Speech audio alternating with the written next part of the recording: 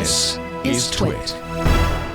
Let's talk a little bit about Zillow, which is not a topic I thought would come up on this show, but hey, here we are. Zillow is apparently ending its home buying business, which is a business that from my understanding, and I hadn't been following this until this news broke, but it's kind of interesting. They were buying up properties all over the country or the world. I'm not really quite sure, but they were using their AI system to help them to identify properties that they could buy, to basically fix and flip, right? Buy up the properties, flip it.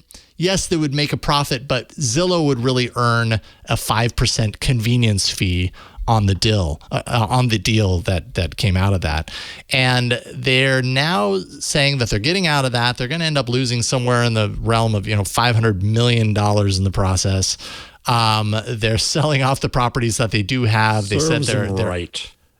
Their AI miscalculated on both sides of the equation, both on what is a good price to buy and then what is the potential of the future sale. It's just so volatile and so unpredictable that apparently their systems, did not work in this case.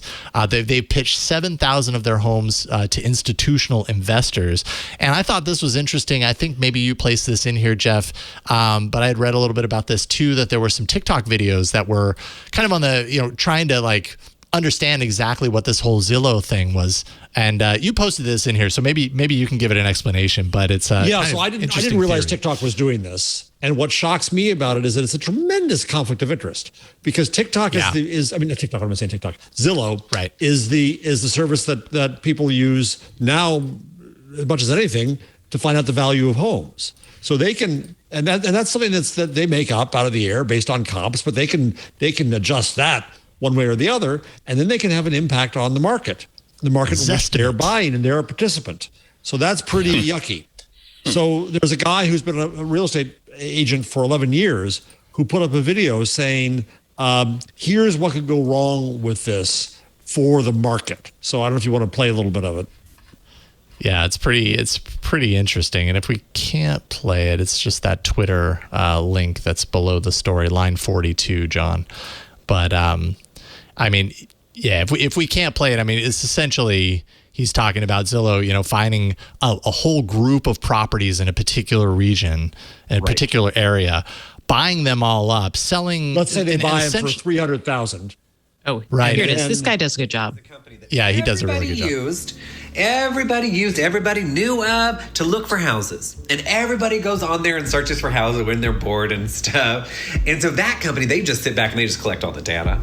They just know what zip code is looking at what zip code and how much those people can afford. Everyone's looking at this one zip code and everybody seems to be able to afford this certain amount. And let's say that billion-dollar company uses that information to go into that zip code and start purchasing houses. Because the people that are selling their houses, even though they sell it for a little bit less sometimes than what the home could actually be worth, and they pay these high fees to this billion-dollar company, it's a convenience factor. So this company's scooping up houses less than what they actually could cost. And let's say that company, excuse me, Canute, that company buys 30 homes within a 2-mile radius. And let's say the price is $300,000. So they buy all of these homes for $300,000. And then on the 31st home, they buy it for $340,000, even though they know all of the comps, because most people have to get a loan. And if you get a loan, you have to get an appraisal, which means the appraiser is going to look at what homes have sold in the area for that size and that price per square foot. So they're paying cash. They don't need an appraisal. Why would they pay $340,000 for this 31st home whenever they've only paid $300,000 for these others? Well, what that just did is create a new comp. So when they go to sell these other 30 homes, that extra $40,000 that you could say this one sold for $340,000 just made them $1.2 million off that one neighborhood, because they know from their research how much people can afford in that power zip of code. the comp. Weird. And let's say that then they're going to come in. They bought that home at $340,000 that still needs work. So they're going to come in and do their good old paint, spackle, and change the carpet and call it a remodel. So now we can sell them for $360,000, because we know off of our data that's how much people can't afford. Wouldn't that be weird if a company did that? And then say that this company also starts letting you use their own lenders and their own title and escrow company, and makes you write your contract on their Yeah. Oh, that's awesome. It goes on. It goes on. But it's really well explained, I thought. Yeah, And- super well It's explained. exactly what happened with the LIBOR scandal back in 2012 or so. I mean, which is, hey, we have insider knowledge.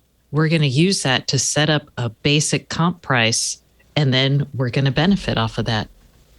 Repeat. Oh, so such a scheme. Yeah. I heard they did it just a badly. They're like Trump owning a casino. Only he could lose money owning a casino, and so they owned ends of the market, and they had AI to know what was going on, and they screwed it up. Yeah. Yeah. I mean, it's obviously not working for them. They're getting out. But I mean, this TikTok video, I mean, okay. It's brilliant, brilliantly laid out. Is that exactly what's happening here, though, or is that just his theory? Well, there's two things happening.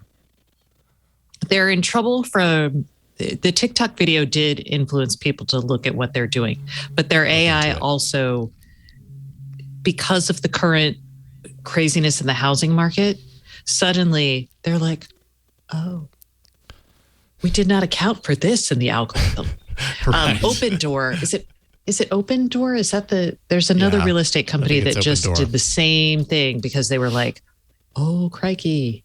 Yes. they just had to lay off people and And it affects people's lives in their houses. Their stock fell from 105 last Friday to 65 today. Yeah. Couldn't happen to a time. nicer scam. I heard a little bit about this, a handful of months ago from some people back east, especially in the Atlanta area, in those suburbs there. People were that is a popular getting place for offers. institutions. People were getting offers on their home, and everybody was basically trying to encourage each other to push back, say, don't take the offer. This is how people of color are losing the ability of owning homes, because it's not like a lot of us own homes anyway. You own a home, stop just giving it away and just sort of selling out. And that was the big push that I heard about it. It was all from Zillow coming in, writing big checks, and everybody saying, no, don't take the check. That's all I heard about it back then. It's not just Zillow. There's actually a lot of private equity firms there's a company called Homes of America Homes, and then Invitation Homes. And those are Invitation Homes. That was the other one. Yeah. They come in and buy single family starter homes as an investment. What they're trying to do is basically generate a portfolio of consistent revenue generation, like monthly revenue generation from the rent payments, plus they own the underlying asset. Yep. And from there they can, securitize it or do whatever they want. So that's what's happening.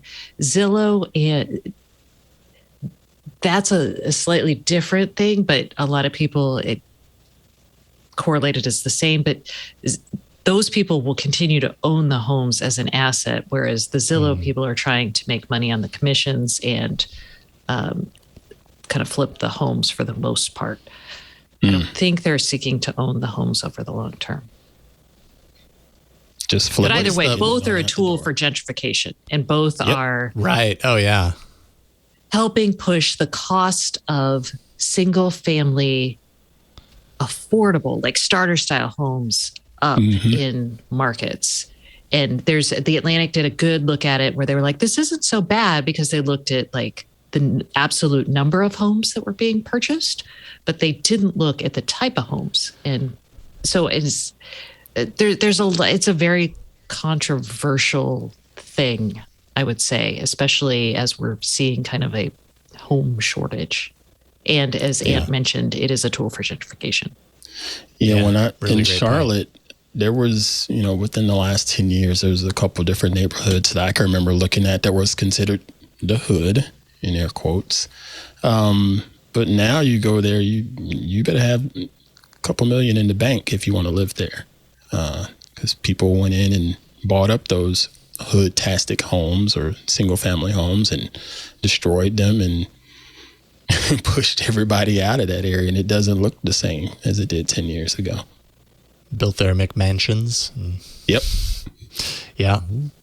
Yeah, indeed. Wow. And then I'm curious what happens. So let's say Zillow moves into a neighborhood and buys up all these homes and then starts creating the new comps by selling them for way more and does this with the entire neighborhood.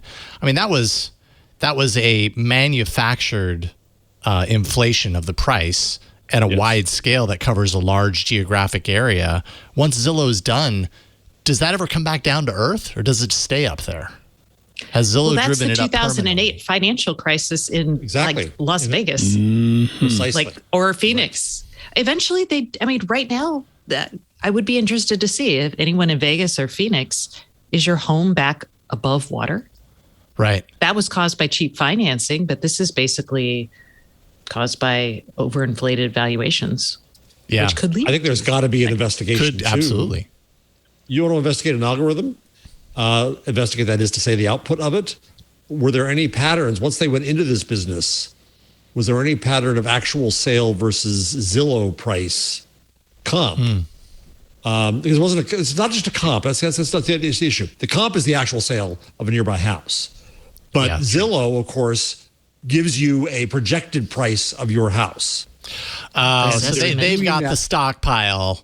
And they're saying, and this stockpile is actually worth this, not this. Well, they could do two things. One is they could undercut the price if they're in the market to buy, and they could say, well, no, your house is only worth $280. I wish, but that's it, right? Or they can inflate it when they're in the market to sell, because they can get off from both ends of it.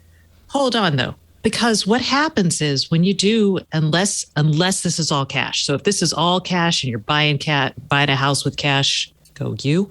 But if you're going to seek a loan, what will happen is, this actually happened to us here, the person who's giving you your loan is going to come in and send out their own person to value the house and do an estimate. And then if that estimate is not in line, then you can't get financing. Right. But what I'm saying, Stacey, is you could have an impact on the actual sales by people's impressions one way or the other. Yeah, most people know that those estimates or whatever pretty inflated. Yeah. I mean, you talk to anybody about their value of the, Zillow doesn't have it. It's either too high, your TCAT or your county assessor has it too high, and they usually have it too low, and whatever. Yeah. Anyway, fascinating story. That who would have thought that we'd have an AI ethical tech regulation story out of Zillow? Yeah, exactly. Didn't see that coming, sir. Very interesting.